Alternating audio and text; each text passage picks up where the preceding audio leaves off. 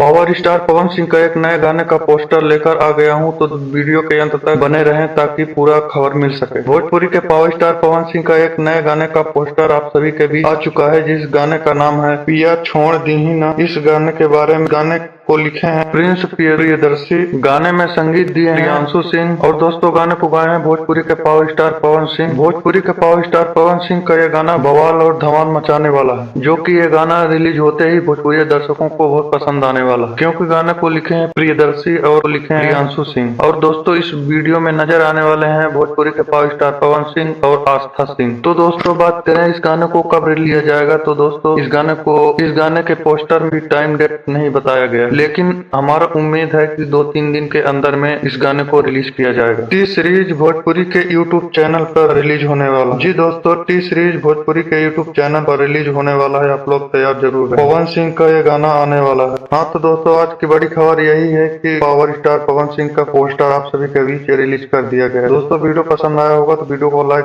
Channel को subscribe जरूर करना। धन्यवाद।